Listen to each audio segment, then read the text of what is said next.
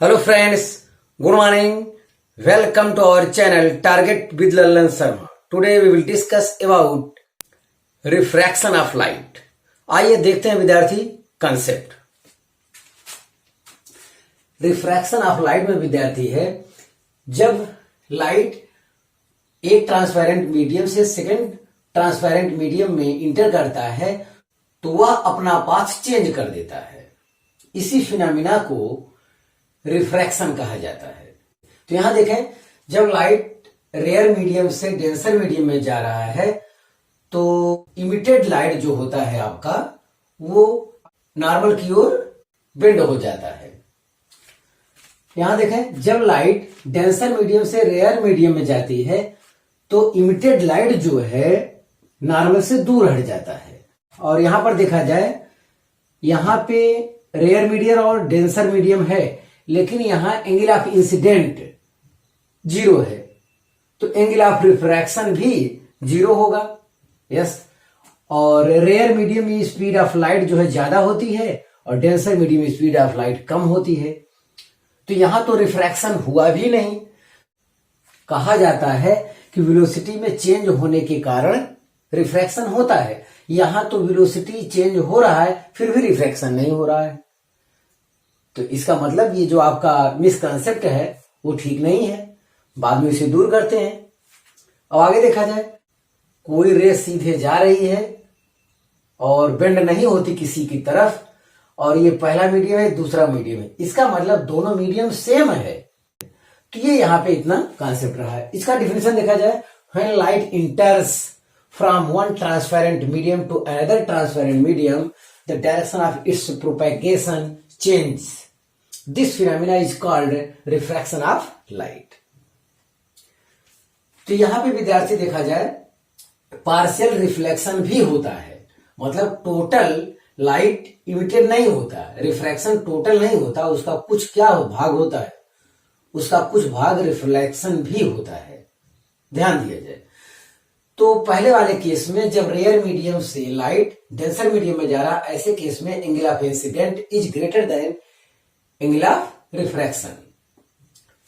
जब light denser से rare में जा रहा है तो ऐसे केस में angle of incident is less than angle of refraction.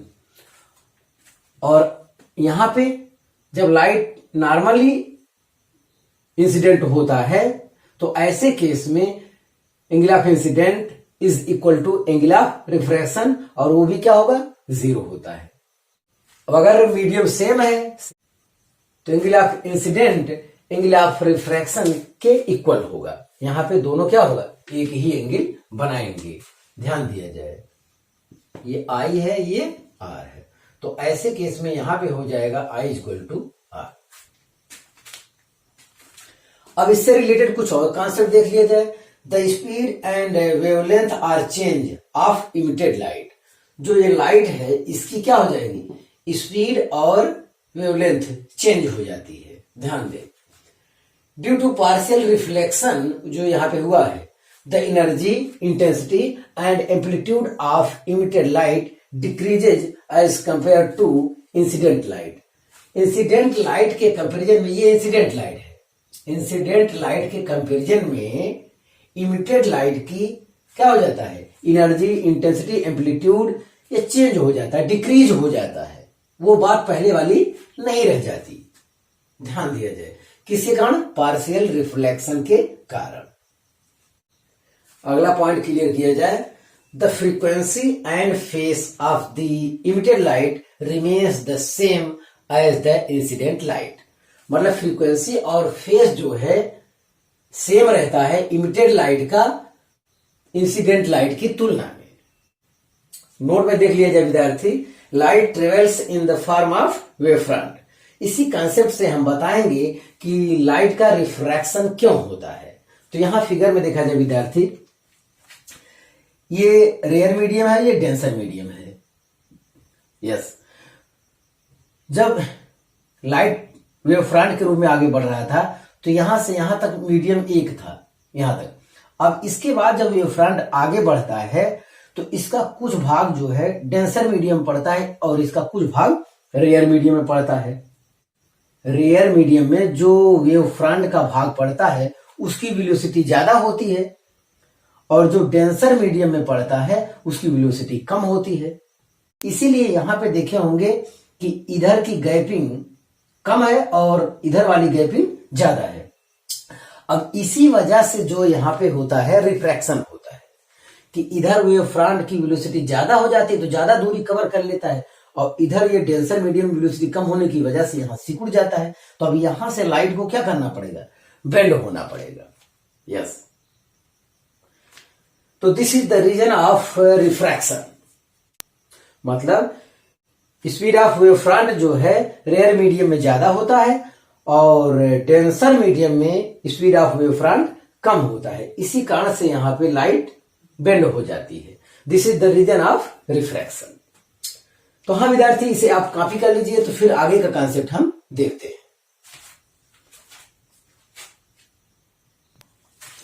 हाँ विद्यार्थी, आगे का कॉन्सेप्ट देखा जाए, एब्सोल्यूट रिफ्रैक्टिव इंडेक्स। इसे म्यू या एन से रिप्रेजेंट करते हैं। Absolute refractive index is equal to होता है speed of light in air और vacuum upon speed of light in medium. ध्यान दें, म्यू इक्वल टू हो जाएगा, सिंबल में स्पीड ऑफ लाइट को सी से रिप्रेजेंट करेंगे और speed of light in medium VM से रिप्रेजेंट करेंगे। म्यू का मान ऑलवेज एक से बड़ा होगा क्योंकि स्पीड ऑफ लाइट ज्यादा होगा और speed of light in medium की वैल्यू कम होगी।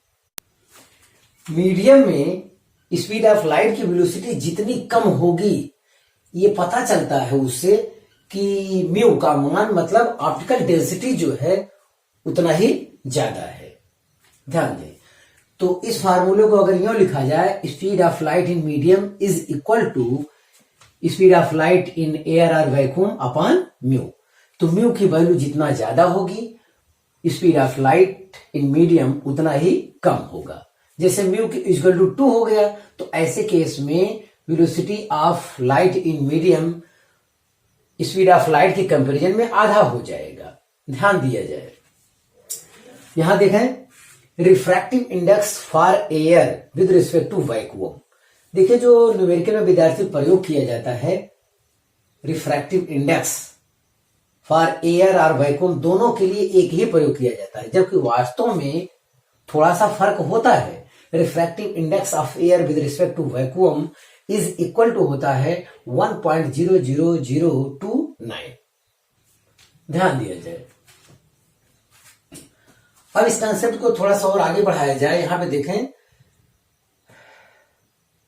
स्पीड ऑफ लाइट के स्थान पे हम लोग लिख सकते हैं 1/√ε0 इंटू म्यू नॉट और speed of light in medium के स्थान पे हम लिख सकते हैं 1/√ε into mu not.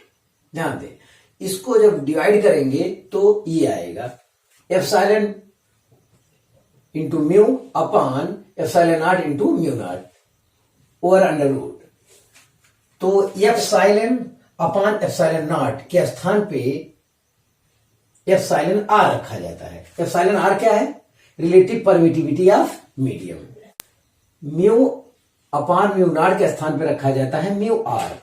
Mu R क्या है? म्यू आर है रिलेटिव परमिएबिलिटी ऑफ मीडियम, जबकि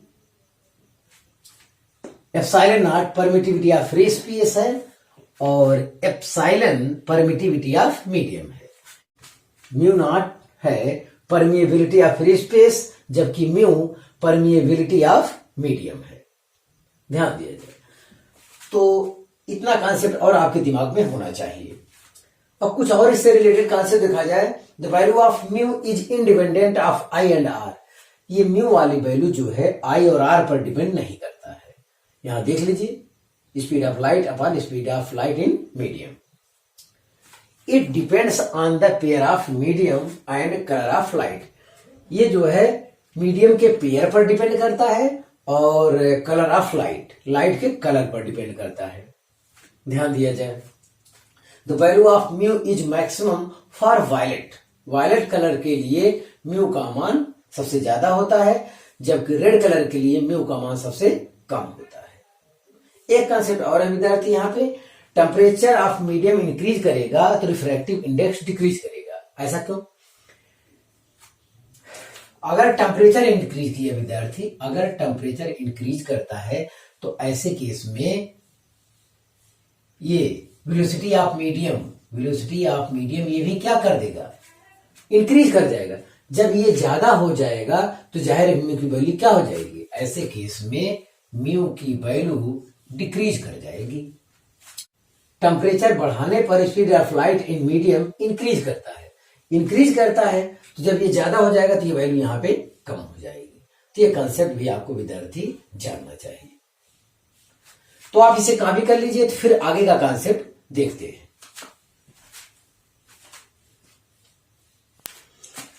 हाँ विद्यार्थी, आगे का कंसेप्ट देखा जाए, रिलेटिव रिफ्रैक्टिव इंडेक्स 1 μ2, तो 1 μ2 इज इक्वल टू है refractive index of second medium with respect to first medium. 1 μ2 is equal to refractive index of second medium upon refractive index of first medium.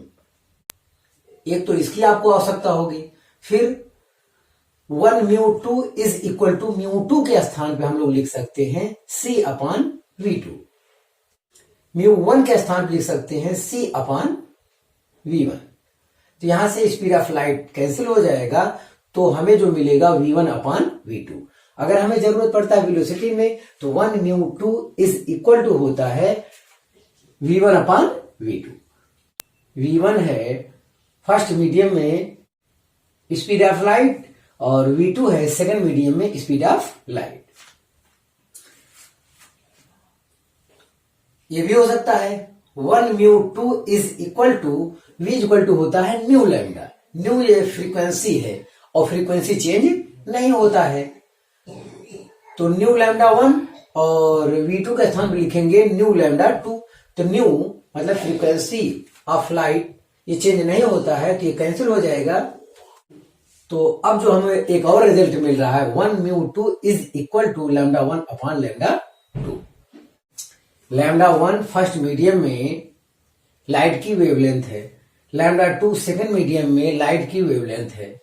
तो अब इन सभी concept को combine करते हैं तो एक हमें ये चेहरा मिलता है 1 μ2 is equal to μ2 upon v1 is equal to v1 upon v2 is equal to lambda 1 upon lambda 2। तो विद्यार्थी इसे कॉपी कर लिया जाए तो फिर आगे का कॉन्सेप्ट हम देखते हैं। हाँ विद्यार्थी, आगे का कॉन्सेप्ट देखा जाए, law of refraction. First law है incident ray, refracted ray and normal always lie in the same plane. विद्यार्थी इसका मतलब होता है कि incident ray, refracted ray and light ये एक प्लेन में, प्लेन मतलब ये बोर्ड की प्लेन में इस टाइप से होता है, ये हॉरिजॉन्टल नहीं होता, ये चीज ध्यान रखिएगा, मिसकॉन्सेप्ट हटाइए। सेकंड लॉ में विद्यार्थी आता है, सेकंड लॉ को ही स्नाइडर्स लॉ कहा जाता है। The product of refractive index and sine of angle of incidence at a point in a medium is constant. मतलब पहले मीडियम का रिफ्रैक्टिव इंडेक्स और पहले मीडियम का साइन आई का प्रोडक्ट इक्वल होगा दूसरे मीडियम का रिफ्रैक्टिव इंडेक्स और दूसरे मीडियम का साइन ऑफ आर। मतलब पहले मीडियम का रिफ्रैक्टिव इंडेक्स म्यू और यहां पे साइन आई का प्रोडक्ट इक्वल होगा μ2 इंटू साइन आर के। ये चीज यहां पे कहना, यही चीज यहां पे लिखा है। तो μ1 into sine i is equal to μ2 into sine r. ये हमेशा क्या रहेगा? कांस्टेंट रहेगा। तो चाहे जहां के लिए निकालना हो आप इस कंसेप्ट का प्रयोग करेंगे। ध्यान दें यहां पे साइन क्यों लिया जाता है, अगर ये जानना चाहते हैं तो अगर ये μ1 की वैल्यू ज्यादा है तो जाहिर है कि साइन आई की वैल्यू कम होगी, इनका प्रोडक्ट कांस्टेंट होगा। अगर μ2 की वैल्यू ज्यादा है तो साइन आर की वैल्यू कम होगा, लेकिन इनका प्रोडक्ट कांस्टेंट होगा। इसको इस रूप में भी लिखा जा सकता है, mu sine theta equal to constant. मतलब जब म्यू ज्यादा रहेगा तो साइन थीटा की वैल्यू कम रहेगी, लेकिन इनका प्रोडक्ट कांस्टेंट रहेगा। जब म्यू कम रहेगा तो साइन थीटा की वैल्यू ज्यादा रहेगी, लेकिन इनका प्रोडक्ट कांस्टेंट रहेगा। तो ये साइन रखने पर ही ये संतुलन बना रहता है। साइन के अलावा कोई और लेते हैं तो ये कंसेप्ट डिस्टर्ब हो जाएगा। इससे रिलेटेड और कंसेप्ट देख लिया जाए केस फर्स्ट। केस फर्स्ट में विद्यार्थी यहां पे है कि ये डेंसर मीडियम है, ये रेयर मीडियम है। जब लाइट जो है डेंसर मीडियम से रेयर मीडियम में जाती है तो वो नॉर्मल से दूर हट जाती है। यस, तो ऐसे केस में अगर इस लाइट को सीधे मिलाते हैं तो इतना जो एंगल ये आ रहा है ये छोटा सिग्मा है, डेविएशन एंगल है, डेविएशन एंगल है। यस, तो डेविएशन एंगल इक्वल किसकी होगा? देखिए ये अगर आई है तो ये वाला भी क्या हो जाएगा? आई हो जाएगा। और इतना टोटल आर है तो टोटल आर में से अगर आई निकाल दें तो डेविएशन एंगल पता चल जाएगा। तो यहां है डेविएशन एंगल छोटा sigma equal to r minus i. आपको यह ध्यान देना चाहिए। केस सेकंड देखा जाए, जब लाइट जो है रेयर मीडियम से डेंसर मीडियम में जा रहा है तब क्या होगा? तब जो है रिफ्रैक्टेड लाइट जो है नॉर्मल की ओर बेंड हो जाता है। तो जब इंसिडेंट लाइट को आगे बढ़ाते हैं तो यही इतना डेविएशन एंगल आता है। ये निकाला कैसे जाए? ऐसे केस में ये टोटल आई है तो ये भी टोटल क्या है? आई है। तो टोटल आई में से अगर ये आर वाला पोर्शन घटा दिया जाए तो ये डेविएशन एंगल पता चल जाएगा। तो डेविएशन एंगल छोटा sigma is equal to I minus R. इस केस में आई माइनस आर रहेगा और इस केस में आर माइनस आई रहेगा। तो हाँ विद्यार्थी, आप इसे कॉपी कर लें तो फिर आगे का कॉन्सेप्ट हम देखते हैं।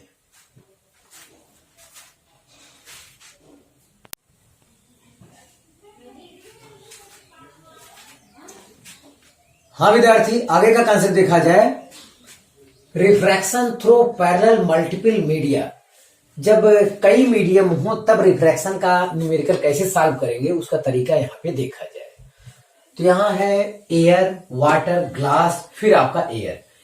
एयर के लिए रिफ्रैक्टिव इंडेक्स μ1, वाटर के लिए रिफ्रैक्टिव इंडेक्स μ2, ग्लास के लिए रिफ्रैक्टिव इंडेक्स μ3 और फिर एयर आगे आपका जिसका रिफ्रैक्टिव इंडेक्स μ1 है। ध्यान दें, यहां विद्यार्थी रिफ्रैक्शन दर्शाया गया है। तो इंसिडेंट रे है यहां तक।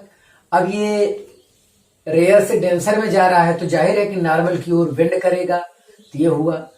फिर वाटर से ग्लास में जा रहा है, फिर रेयर से डेंसर वाला केस हो रहा है तो फिर वो नॉर्मल की ओर बेंड करेगा। और लास्ट में जो है एयर में जा रहा है तो एयर से यहां चला था फिर एयर में लास्ट में जा रहा है। तो ये जो है इसके क्या है, इसको आगे बढ़ाएंगे तो ये आगे ऐसे जाएगा। और ये वाला लाइन और ये लास्ट वाला, ये दोनों, ये भी सेम मीडियम में है, एयर है, और नीचे वाला भी एयर है। तो जाहिर है कि ये दोनों क्या होगा? पैरेलल होगा। तो ऐसे केस के लिए डेविएशन एंगल 0 होता है। कब? जब मीडियम सेम हो तब। नोट में लिखा है विद्यार्थी यहां, if medium is same on both side then छोटा सिग्मा इज इक्वल टू 0। मतलब डेविएशन एंगल क्या होगा? 0 होगा। कब? जब मीडियम सेम होगा तब। तो ये अगर ये एयर है, ये भी एयर है, तो यहाँ डेविएशन एंगल 0 होगा। और बीच में मीडियम चेंज है तो जाहिर है कि वहां डेविएशन एंगल होगा। यस, यहां देखा जाए फ्रॉम स्नेल्स लॉ, जो न्यूमेरिकल लगाने का तरीका विद्यार्थी वो हम आपके लिए लिखे।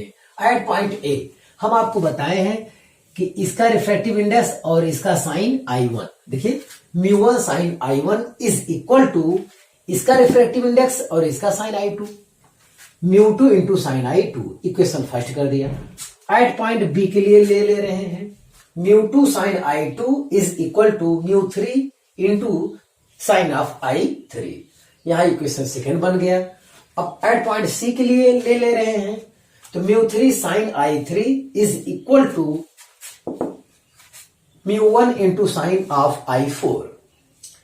तो फ्रॉम इक्वेशन 1, 2 एंड 3 देखा जाए, देखिए μ1 साइन I1 यहां लिखा है और फिर लिखा है μ2 साइन I2। μ2 साइन I2 किसके इक्वल है? μ3 साइन I3। तो यहां लिखा है μ3 साइन I3।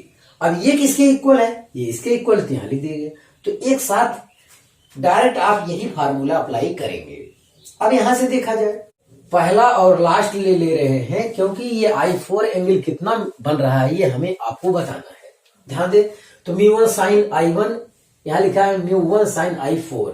तो म्यू वन कैंसिल हो गया, sine I1 is equal to sine I4। तो अगर ये दोनों साइन इक्वल है तो इनका एंगल भी क्या होगा, इक्वल होगा। ऐसे केस में I4 is equal to I1।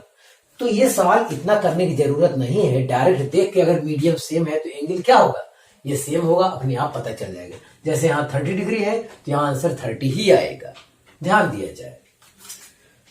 लेकिन न्यूमेरिकल लगाने में ये कंसेप्ट बहुत हेल्पफुल होगा।